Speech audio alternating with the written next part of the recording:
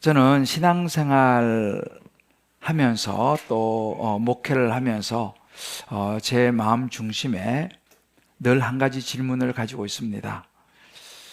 제가 생각지 못했지만 하나님이 저를 부르셔서 우리 주님 기쁨의 교회를 18년 전에 개척을 하라고 하셨을 때도 제가 첫 번 던진 질문이었습니다. 그리고 이제 시간이 지나서 18년이 된 지금도 변하지 않는 질문입니다. 그 질문은 바로 교회는 무엇인가? 교회는 누구를 위해 존재하는가? 라는 질문입니다. 만약에 제가 교회가 무엇인지를 잘 알지 못하고 목회를 한다면 마치 나침반 없이 바다를 항해하는 배의 선장일 수 있다는 사실입니다. 그러면 이제 이 교회가 길을 잃어버리게 되겠죠. 그러면 상처를 받는 것은 건물이 아니라 사람들이 됩니다. 그래서 저는 항상 개척부터 지금까지 될 수 있으면 1월 달에는 그리고 10월 첫 주가 우리 창립 주간인데요. 창립 예배 주일에는 우리 주님 기쁨의 교회를 다시 한번 돌아보면서 진단하는 그런 설교를 하려고 사실은 노력을 하고 있습니다. 그래서 이번에도 이제 제가 1월 한 달은 조금 딱딱할지 모르겠지만 우리의 교회, 우리 주님 기쁨의 교회, 또 저 자신과 우리 모두를 다시 한번 돌아보면서 하나님 앞에 서기를 원합니다.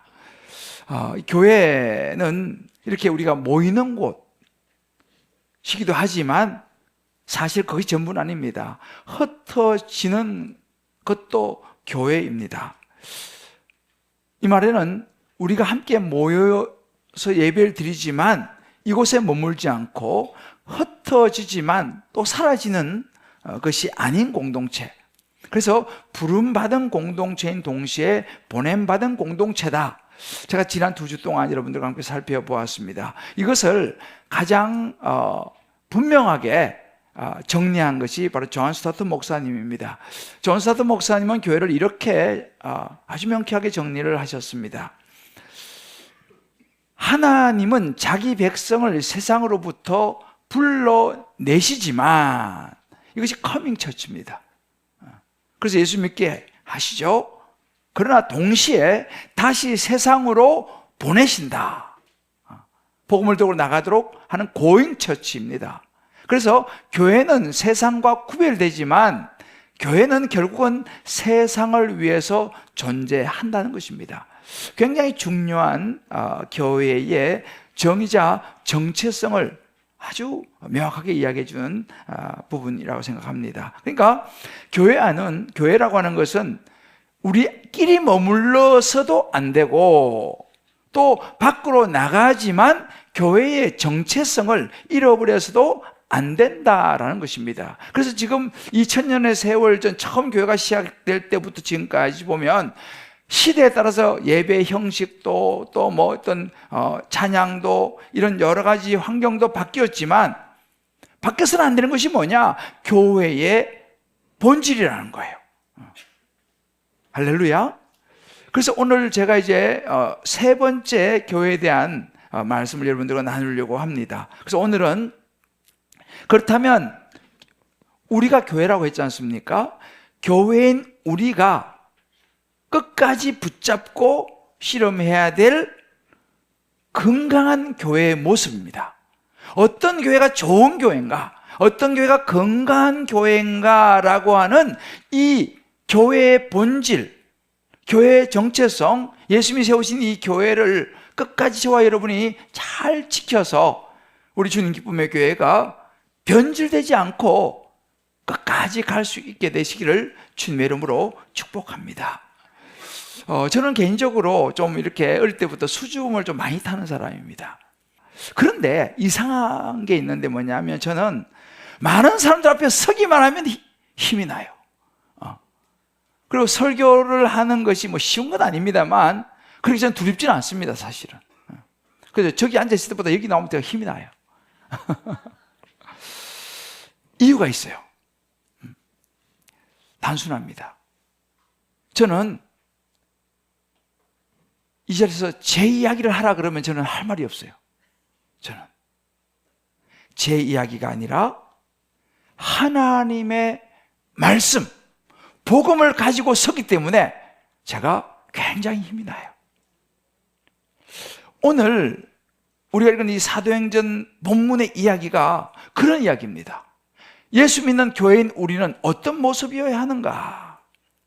여러분, 베드로와 사도들이 많은 사람들에게 회개하고 예수를 믿으라라고, 그리고 예수 이름으로 세례를 받으라라고 담대하게 외치고 초청했어요. 그런데 그날 사도행전 2장 41절에 보면 3,000명이나 되는 사람들이 그 말을 듣고 와서 예수를 믿게 됩니다. 그들도 교회가 되는 것이죠. 그렇게 교회가 시작되었습니다. 이렇게 보면 복음이라고 하는 것은 우리 안으로의 신앙이 아닙니다. 우리끼리의 신앙이 아닙니다. 그건 건강한 건 아니에요. 교회의 모습은요, 바깥으로 나아가는 무브먼트, 운동이었습니다. 그래서 예수님께서 제자들도 나가서 외치니까 수많은 사람이 3,000명이 나와서 예수 믿고 그들이 교회가 되었습니다. 왜 그렇습니까? 예수님께서 이 땅에서 주신 마지막 명령이 무엇이었습니까? 마태복음 28장 19절로부터 그러므로 너희는 가서 모든 민족을 제자로 삼으라. 모든 민족이었습니다. 그러니까 교회는 밖으로 나가서 고잉처치하는 거죠. 우리끼리가 아닙니다. 나가서 모든 민족들에게 복음을 전하는 것, 이것이 예수님 말씀한 교회의 모습이었습니다. 이것을 팀 켈러 목사님이, 이 존스탄 목사님과 비슷한 맥락이지만 이렇게 정리를 했습니다.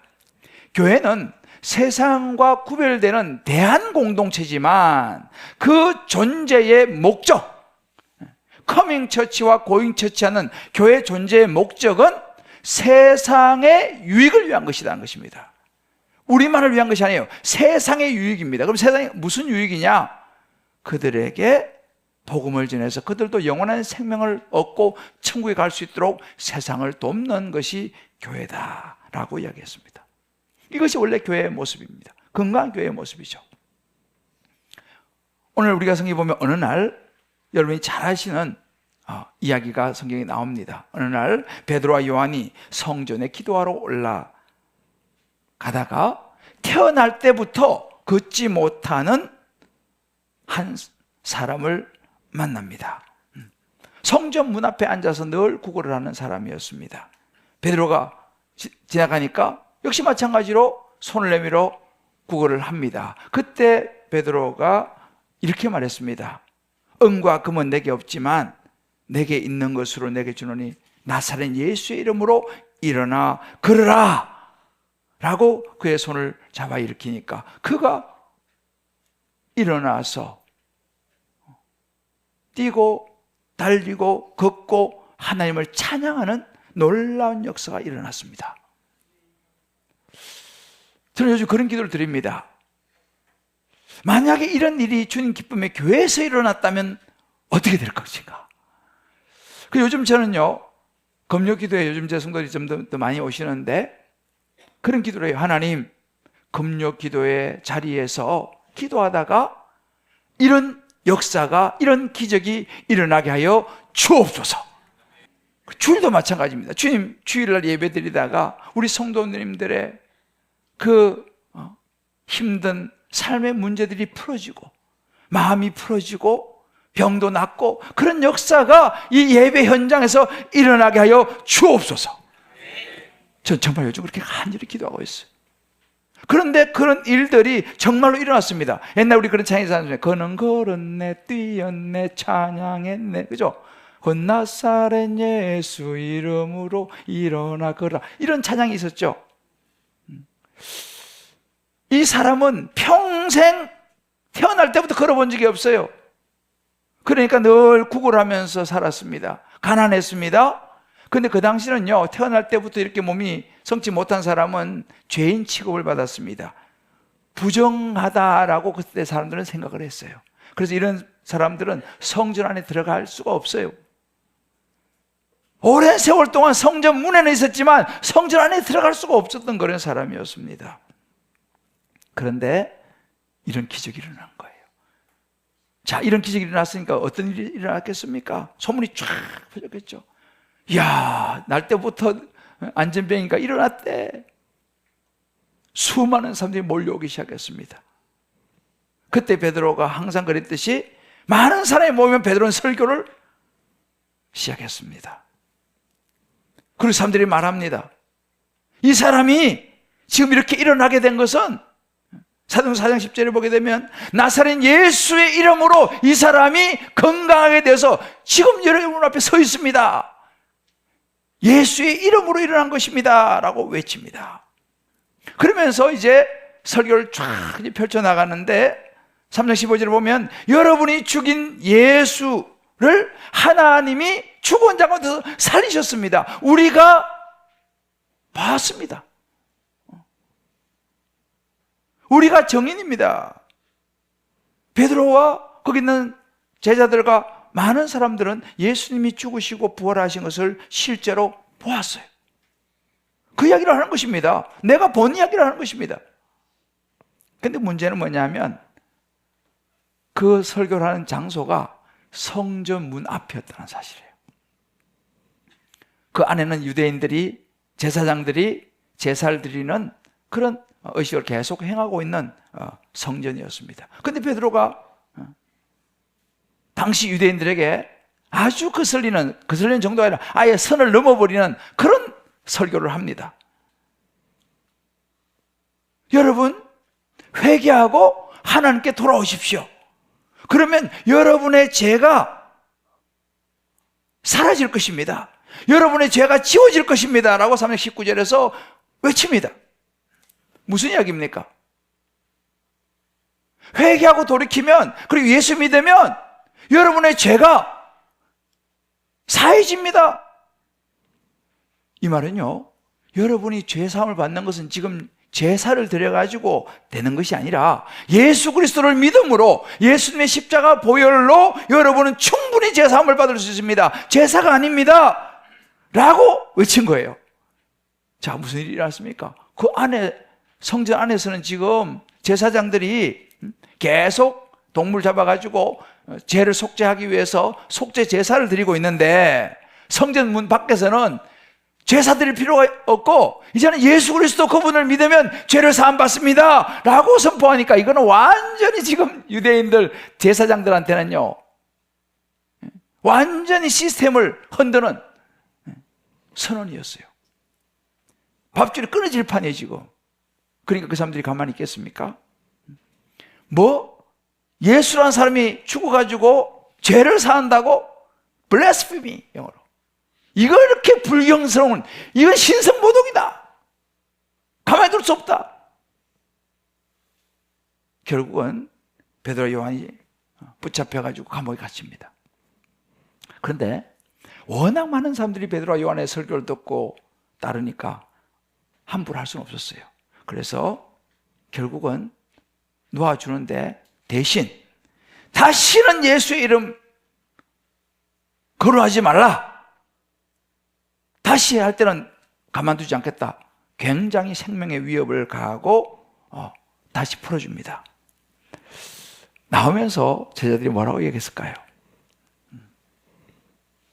심플합니다. 아니, 우리가 보고 들은 것을 이야기 안 하면 어떡해? 이렇게 이야기가 나왔습니다. 자, 여기서 저는 여러분들과 한번 생각해 보길 원해요.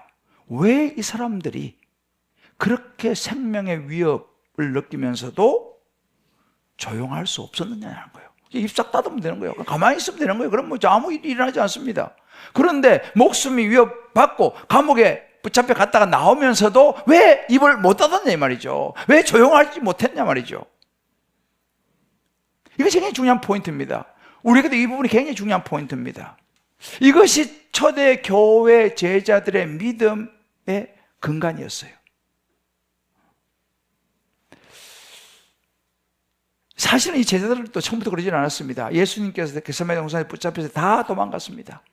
심지어 베드로도 도망갔습니다. 왜요? 목숨 건지려고. 그런 다 도망갔던 제자들이 지금은 목숨을 걸고 감옥까지 갔다 나오면서도 담대하게 예수님을 전하는 이유가 뭐겠습니까? 이유는 하나예요. 죽었던 예수님이 사흘 만에 다시 부활하신 것을 내 눈으로 봤다 이 말이에요. 봤어요. 들은 이야기 아닙니다. 봤습니다. 이 내 눈으로 확인한 이것을 사람들이 흔들 수가 없는 거죠. 내가 말 안 할 수가 없는 거죠. 여러분 잘 생각해 보세요. 우리가 교회를 다닙니다. 여기 교회 오래 다니는 분도 계시고 이제 시작한 지 얼마 안 되신 분들도 계시죠. 나의 믿음의 기초가 내가 교회를 다니는 이유, 물론 처음 오셔서 이제 막 다니기 시작하신 분들은 잘 모르실 거예요. 뭐 그런 분들은 모르시는 것이 정상이에요.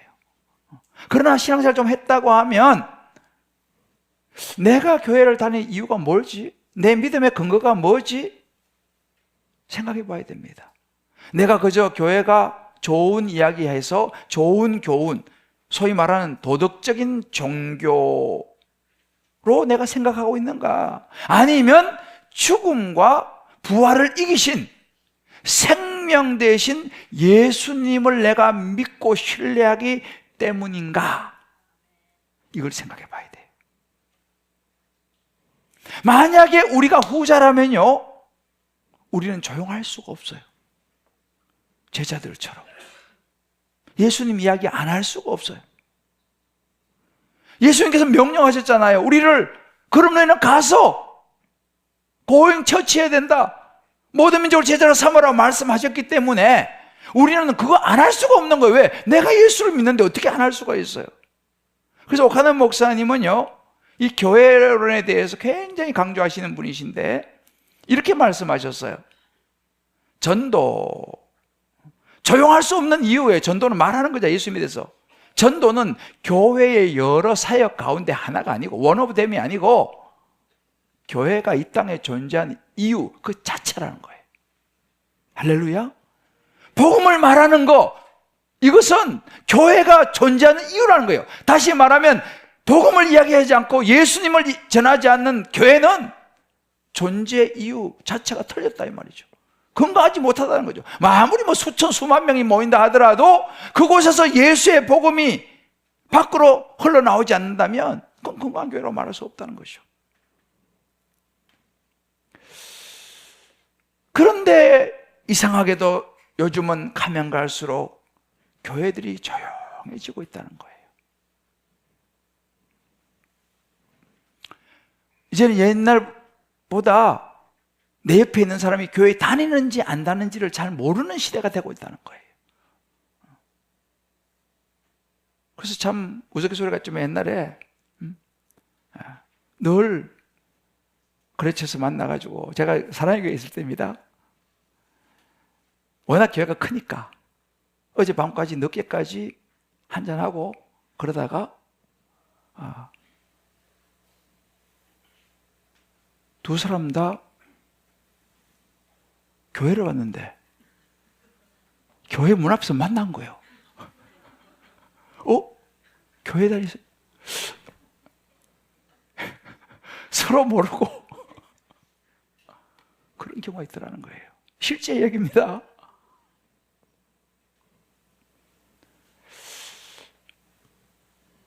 교회가 조용해지고 있다는 것입니다. 이 말은요, 복음 앞에서 침묵하는 것이, 내가 예수 믿는 것을 드러내지 않는 것이 점점 익숙하게 되어지고 있다는 이야기예요. 조용해지고 있다는 이야기입니다. 자, 그러면 오늘 말씀을 통해서 왜 그럴까라는 거예요. 왜 우리는 조용해지는가? 이 부분을 여러분과 나누려고 해요. 왜 우리는 조용해지겠습니까? 왜 우리는 복음을 말하지 않는 것에 익숙해지겠습니까? 교회는 나름대로 다닌다고 하면서, 믿음 생활을 한다고 하면서, 예수 믿는다고 하면서. 첫 번째는요, 나 중심의 신앙, 나 중심의 기도 생활이라는 것입니다. 지금 풀려난 베드로와 요한이 이제 공동체로 돌아갑니다. 성도들에게 돌아갑니다. 가서 뭐라고 해요? 어떻게 된 거예요? 이야기하죠. 나가서 다시는 예수에 대해서 이야기하지 말라고 이야기했습니다. 그렇게 위협하고 경고를 받았습니다. 라고 이제 공동체 가서 이야기를 합니다. 그러니까 그 말을 들은 이 공동체 성도들이 어떻게 반응했느냐? 24절에 그 부분이에요. 그들이 이걸 들었습니다. 그런데요, 듣고 한 마음으로 하나님께 소리를 높여 이르되, 소리 높여 기도하는 거예요. 대주제여 천지와 바다와 만물 가운데 만물을 지으신 이시여. 아니 지금 그 말 들으면 야 이제 조용히 해야 돼, 이제 예수님 이야기하면 안 돼, 그럼 우리 잡혀가서 죽을지도 몰라 라고 위축되는 게 아니고요, 오히려 소리를 높여 이르되 주여, 주는 하늘과 땅과 바다에 만물을 지으신 분이십니다. 할렐루야. 그들은요 위축된 게 아니었어요. 심지어 예수님의 십자가 사건조차도 그 하나님의 주권이요 라고 외치기 시작했습니다. 27절 28절에 보면 이렇게 말합니다. 헤롯과 빌라도와 이방인들과 이스라엘이 예수님을 대적했지만, 28절에 보면 그들은 그 모든 것들도 다 하나님의 권능과 뜻을 이루려고 하나님의 주권 하에 그렇게 하신 것이다 라고 외치는 거예요. 이해가 되세요? 숨어야 되는데, 위축돼야 되는데, 소극적이 돼야 되는데 더 외치는 거예요.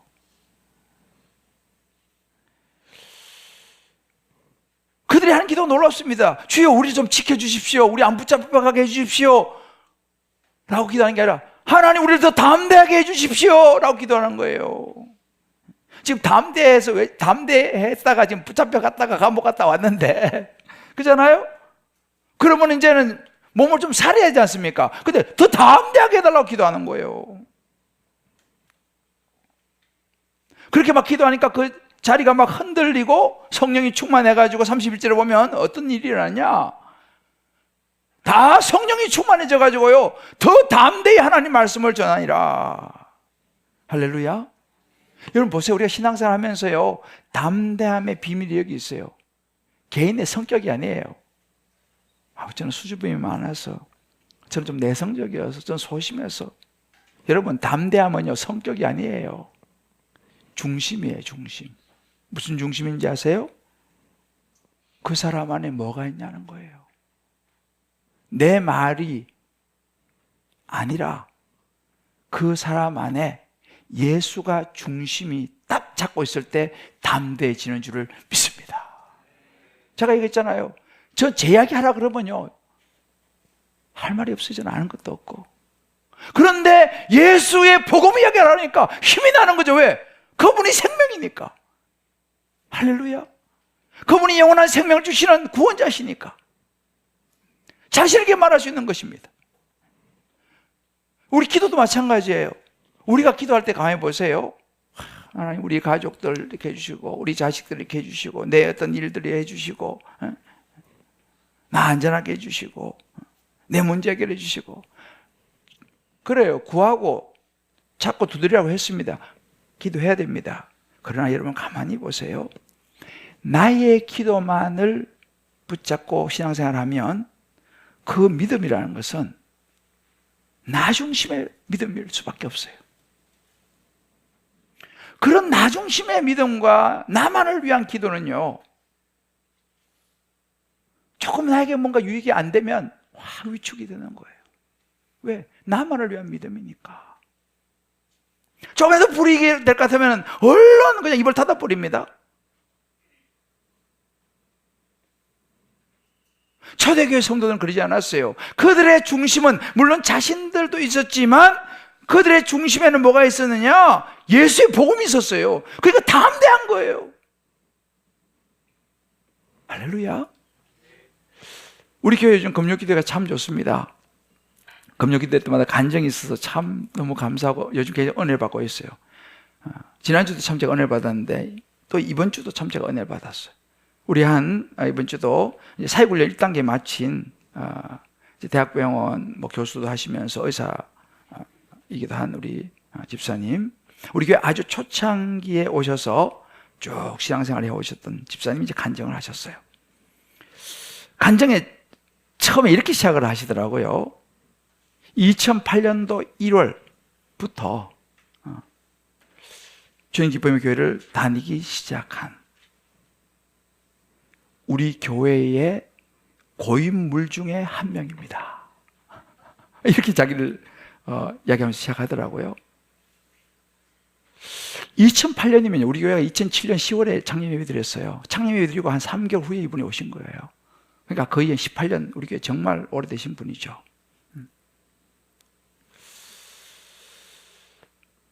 그러면서 이런 고백을 했습니다. 자기는 그전에도 이분 신앙생활 오래 하시던 분이에요. 하시고 우리 주님 기쁨의 교회 온 지도 오래됐는데 바쁘죠. 개인적으로 학교, 또 병원, 또 가정일, 또 의사 선생님, 또 논문도 많이 써야 되고 이런 저런 일로 자꾸만 하나님 일을 뒤로 미루고 소극적이고 조용하게 자꾸만 물러서려고 했던 자신을 돌아보는 아주 솔직한 회개와 고백의 간증이었어요. 제가 이 고인물이라고 하는 말이 굉장히 마음에 강하게 다가왔어요. 참 쉬운 이야기가 아니거든요. 그러면서 이분이 어떻게 결론을 냈냐면 모세와 같은 새 사명의 길로의 결단, 이제 내가 그렇게 있는 것이 아니라 쉽지 않지만 이제 주님의 부르심을 따라서 내가 뭐라도 이제는 해야겠다라고 하는 마음의 결단을 하는 간증이었어요. 여러분 나중에 한번 다 들어보세요. 제가 참 은혜를 받았습니다. 우리도 그럴 수 있어요. 예수는 믿어요. 예수를 믿어서 생명은 얻었지만 여전히 신앙생활을 하지만 내 삶의 중심은 여전히 예수님이 아니고 나 중심으로 살아갈 수 있는, 어찌 보면 저와 여러분의 모습일 수도 있다 이 말입니다. 적용입니다. 내 신앙의 중심은 내 만족인가? 내가 중심인가? 아니면 예수 그리스도, 복음, 교회, 하나님의 나라가 중심인가? 내 기도의 내용과 중심은 어디에 있는가? 한번 우리 스스로가 말씀 앞에 서서 돌아보고 또 나눌 수 있으면 같이 나눴으면 좋겠어요. 왜 우리는 조용할까? 왜 우린 조용해지는가? 두 번째는요, 복음이 사건이 아니라 정보가 되면 우리는 조용해집니다. 오늘 31절을 보게 되면 무리가 다 성령이 충만하여 담대히 하나님의 말씀을 전한다 그랬잖아요. 여러분, 성령 충만 가끔 이야기하잖아요. 뭐가 성령 충만이겠습니까? 충만이라는 말은요, 예를 들어서 이 컵에 충만하다 그러면 차고 넘치는 거예요. 밖으로 이렇게 흘러내리는 것이 충만이라고 합니다. 이 무리들이 성령이 충만하니까 어떤 현상이 벌어졌냐? 하나님 말씀을 담대히 전했어요. 그러니까 이 사람 보면 이 사람이 성령 충만한가 안 한가 어떻게 압니까? 이 사람이 입에서 예수의 복음이 담대하게 나오는지 아니면 이걸 꽉 닫아버리는지 그거 보면 답이 금방 나옵니다. 복잡하지 않아요. 성령이 충만하니까 입이 열려서 복음을 이야기하더라는 것입니다. 베드로와 제자들의 모습이었어요. 감옥 갔습니다. 목숨의 위협을 받았습니다. 다시는 예수에서 말하지 말라 경고받았습니다. 그리고 풀려났어요. 그러면서 나오면서 이 사람들이 뭘 했습니까? 아까 말씀드렸죠. 4장 19절에 보면 이럴 때 하나님은 내가 너희 말 예수 말하지 말라고 말한 너희 말 듣는 것 하고 하나님의 말씀, 죽으시고 부활하신 예수 그리스도 그분을 말하는 거 뭐가 옳으냐? 나는 말하지 않을 수 없다 라고 고백합니다. 여러분 보세요. 예수님을 머리로만 아는 정보가 아니었어요. 부활의 사건으로, 나를 살려주신 생명의 사건으로 다가옵니다. 여러분 보세요. 정보는요, 머리에 머뭅니다. 근데 사건은 우리 인생을 움직이게 만들어요. 이런 거죠. 교통사고 났다는 기사를 읽어봐요. 교통사고 났구나. 그런데 그거하고 내가 교통사고를 당해봐요. 어떨까요? 정보는요, 교통사고 났다는 기사를 읽는 거예요. 사건은요, 내가 교통사고를 당하는 거예요. 차원이 다르죠. 그럴 때 우리가 확신하고 움직이는 것입니다. 근데 이런 경우도 있어요. 교통사고 난 지 오래돼가지고 가물가물해. 그럼 또 그게 또 다 정보로 바뀝니다. 옛날에 내가 교통사고를 나봤지만 세월이 지나가지고 이제 잊어버려. 그러면 다시 그 사건이 정보로 바뀌어요. 그러면 다시 머리로 머뭅니다. 우리 신앙이 그럴 수 있어요. 신앙생활 오래 했는데, 옛날에 체험 다 했는데 세월이 많이 지났어. 그러면 그것이 정보로 남을 가능성이 많습니다. 오카노 목사님께서 우리가 복음에 담대하지 못한 이유를 이렇게 설명합니다. 한번 보세요. 첫 번째, 예수님의 부활 사실을 아직 완전히 믿지 않고 있다. 이런 사람은 복음 앞에 담대하지 못하다는 거예요. 두 번째, 예수님을 사랑하는 마음이 부족하다. 너무 많이 들어서 이제는 감각이 없다. 아이고, 목사님 또 그 소리입니까? 아직도 그 사실을, 예수님의 죽음과 부활의 사실을 정확히 알지 못하고 있다. 아직도 세상과 육신을 너무 사랑하고 있어서 예수님 복음 관심이 없다.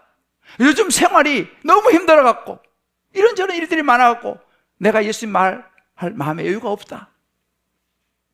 남에게 말하기 힘든 죄에 내가 빠져있다. 핵심이 뭐예요? 공통점 하나입니다. 내 안에 복음 예수 그리스도가 내 중심에서 밀려났다는 거예요. 그리고 나는 온통 내 생각에 사로잡혀 있다는 거예요. 예수는 밀려나 버렸어. 정말 우리 안에 예수가 확실하다면 그것이 옛날의 이야기, 정보가 아니라 나를 십자가에 죽으시고 부활하신 예수님, 그래 맞아, 그 예수님이 계시지, 내가 지금 왜 이러는 거야, 예수님이 있잖아 라는 것이 내 가슴에 확실하다면 우리는요 담대해집니다. 이 담대함은 막 사람을 막 공격하는 그런 차원이 아니에요. 막 무례하게 막 그런 차원이 아닙니다. 침묵하지 않는 용기인 거예요. 할렐루야. 관계가 힘들어서 무너지는 친구라든지 그런 가족, 그런 힘든 사람들 보면서 그냥 아이고 기도할게요, 요 정도가 아니고, 아마 여러분 그런 경험이 있을 겁니다. 주변에 그런 사람들 보면요 마음에 어떤 생각이 드냐면, 저도 그런 경험이 여러 번 있어요. 야, 지금 이 사람한테는 복음을 전해야 된다. 성령이 그런 마음을 주실 때가 있어요. 이 사람은 교회로 빨리 인도해야 된다. 이 사람은 한테 예수 믿으셔야지 됩니다라고 말해야 된다. 그런 이제 막 마음에 막 이게 감동이 오고 막 그런 마음이 막 올라올 때가 있어요. 그럴 때 우리가 어떻게 합니까? 저도 솔직히 망설일 때가 종종 있어요. 왜요? 그냥 지나치고 싶어. 그냥 기도해 줄게요. 그냥 지나가고 싶어. 또 괜히 또 그 말했다가 이 사람 불편해하면 또 그것도 곤란하잖아요. 또 나를 또 이상하게 생각할 수도 있고. 또 어떨 때는 저도 목사로서 그냥 이 자리에서 그냥 기도할까? 이런 마음 들 때가 있어요. 근데 그게 뭐 길거리도 있을 수 있고 여러 가지 상황이 그렇잖아요. 여기서 기도하는데 사람들이 뭐 다 보는데 부끄러움 줄 수도 있고. 하여튼 여러 가지 우리가 뭔가 내 안에 성령의 감동을 주시는데 그거를 하면 귀찮아지거든요. 괜히 교회 오라 그랬다가 또 아이고 나 곧 귀찮으니까 싫어. 그 음성을 외면할 때가 있어요, 우리가요. 그런데요, 이런 경험도 있을 겁니다. 그렇지만 그 주신 음성에 순종해가지고 용기를 내서 말하는 거예요. 제가 잠깐 기도해 드려도 되겠습니까? 아니, 저하고 같이 교회 한번 가보시죠.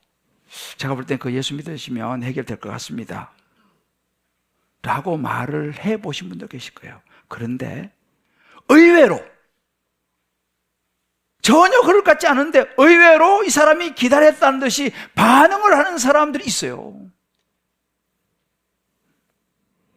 있어요, 진짜로. 저는 그래서 종종 경험을 합니다. 제가 이 설교를 준비하면서도 우리 교회도 그렇게 와가지고 예수 믿어서 삶이 변한 사람들이 제법 많아요. 그분들이 떠오르더라고요. 그렇게 힘들고 이런저런 상황인데, 우리 주님 기범에게 한번 가봅시다 해가지고 데리고 왔어. 그냥 따라왔어. 장로가 됐어요, 우리 교회예요. 우리 교회 장로가 됐어요. 내가 누구라고 이야기를 안 해. 그렇게 따라와가지고 우리 교회 장로가 됐다니까요. 그렇게 따라와서 우리 교회 권사가 됐어요. 순장이 되고 교구장이 되고요. 양육자가 되어서 지금 양육을 하고 있어요. 여러분 생각해 보세요. 그 사람에게 그런 마음이 올라왔는데, 에이 귀찮아, 괜히 내가 뭐 오지랖도 넓게 그런 얘기 내가 왜 해? 하고 만약에 그 말을 안 했으면 어떻게 됐을까요? 그런 일이 일어나지 않았죠. 누군가는 그 이야기를 했다 이 말이에요. 그것이 교회라는 것입니다. 여러분 베드로 아시죠? 베드로가 예수를 믿게 된 거는요, 담대하게 그를 예수님께로 데리고 온 안드레가 있었어요. 안드레가요. 사실은 근데 안드레보다 베드로가 훨씬 큰 일을 했어. 베드로는 수제자가 됐습니다. 안드레가 상급이 크겠어요? 베드로가 크겠어요? 한번 생각해 보세요. 제가 최근에 알게 된 게 뭐냐면요, 요즘 제가 지난주인가 우리 교육자들하고 리트릿 갔는데 카페에서 음악이 나오더라고. 반딧불, 난 내가 별인 줄 그런 거 있잖아요, 노래. 요즘 엄청 많이 나와요, 그 반딧불. 근데 옆에 물었어요, 박 목사님. 야, 저 노래 부른 사람 완전히 대박 났겠어요. 돈 많이 벌었겠네. 그러니까 이렇게 해야 돼요. 목사님, 노래 부른 사람이 돈 많이 번 게 아니고요, 저 곡을 만든 사람한테 대부분의 저작권이 갑니다. 돈은 그 사람이 다 법니다. 이렇게 얘기하더라고. 내가 알았어요. 노래 부르는 사람이 돈을 많이 버는 게 아니고 그 노래를 만든 사람. 이야, 그러고 보니까 대박은 베드로가 아니고 안드레가 난 거예요. 안 그렇습니까? 안드레가 베드로를 데리고 전도해 놓을까? 베드로가 한 모든 안드레가 대박 난 거예요. 여러분, 인도에 온 그 사람이 대박 난다니까요. 할렐루야. 이게 영적인 원리예요. 자, 옆에 서로 축복하시고 대박 나세요. 주님께 인도에 온 그 말씀에 순종해서 커밍 처치에서 고잉 처치에서 사람들을 인도한 담대하게 복음을 나눈 손을 잡고 그 사람이 대박 난다니까요. 리고리오 목사님이 이렇게 정리를 했어요. 교회 방향을, 오늘 교회에 필요한 것은 더 많은 프로그램이 아니라 분명한 목적, 커밍 처치, 고잉 처치의 분명한 목적에 의해서 움직이는 교회라 그랬습니다. 오늘 이런 교회가 필요하다는 거예요. 무슨 말입니까? 교회가 복음이라는 영혼 구원이라고 하는 이 목적을 잃어버리면 결국은 어떻게 됩니까? 교회는 얼마든지 좋고 다 건물 좋고 다 좋을 수 있죠. 그러나 그 교회는 목적에 따라 움직이는 교회는 아니에요. 하나님 눈에 사람들 볼 때는 너무 좋죠. 그러나 하나님 눈에는 그건 좋은 교회가 아니죠. 왜요? 교회는 분명한 목적, 영혼 구원이 있어야 한다는 사실입니다. 그래서 저는 우리 교회에 제가 준비하고 있는, 이 영어적으로 야심차게 준비하고 있는 지금 훈련이 있어요. 전도 폭발 훈련입니다. 우리 교회 초창기 했었는데 한동안 멈췄다가 제가 기도하면서 다시 시작합니다. 그래서 이번 3월에 시작을 해요. 전도 폭발 훈련. 여러분은 지금 당장 신청은 할 수가 없어요. 저하고 저희 집사람, 우리 교육자 4명이 훈련을 받고 왔어요. 그래서 이번에 첫 첫 번은 대상이 장로님들, 간사님들, 스님, 뭐 교장 정도까지 될지 모르겠지만 그 정도 선까지밖에는 못해요. 이제 거기서 점점 이제 나갈 겁니다. 왜? 우리 교회 탑 리더십이잖아요. 저를 비롯해 탑 리더십이 가장 먼저 교회의 목적, 커밍 처치와 고인 처치의 앞장을 서야 될 줄 믿습니다. 우리 장로님 아멘 크게 하시잖아요. 우리 교회 리더십들, 우리 간사님들 가장 선봉에 서서 교회의 목적을 이루어가야 될 줄 믿습니다. 이거 하려고 하는 거예요. 말이 아니고 우리의 관심 다른 거 없어요. 영혼 구원. 적용입니다. 내 신앙에서 예수님은 정보, 지식에 가까운가 아니면 사건, 나를 바꾼 현실에 가까운가? 안드레처럼 누군가를 예수님께 데려온 경험이 있습니까, 여러분들? 만약에 아직 없다면요, 한번 담대하게 한번 해보시길 바라요. 여러분 주변에 믿지 않는 분들, 또 믿다가 또 안 믿는 분들 데려와 보시길 바라요. 그럼 여러분 안드레처럼 대박 날 줄 믿습니다. 그게 교회예요. 그게 좋은 교회고 그게 건강한 교회입니다. 누가? 저와 여러분, 우리가 교회입니다. 사랑하는 성도 여러분, 교회가 조용해지는 이유가 다른 거 없어요. 왜 사람들이 입을 닫습니까? 왜 자꾸 움츠러듭니까? 왜 자꾸 뒤로 물러섭니까? 왜 이런저런 건데 자꾸 상처받고 자꾸만 위축됩니까? 이유는 하나밖에 없어요. 복음이 희미해지기 때문에요. 복음이 희미해지는 거예요. 예수가 희미해지는 거예요. 다시 복음 앞에 서야 합니다. 입을 열어야 되는 거예요. 교회는요, 말이 많을 때 건강해지는 게 아니고 복음 앞에서 침묵하지 않을 때 건강하게 해야 되는 거예요.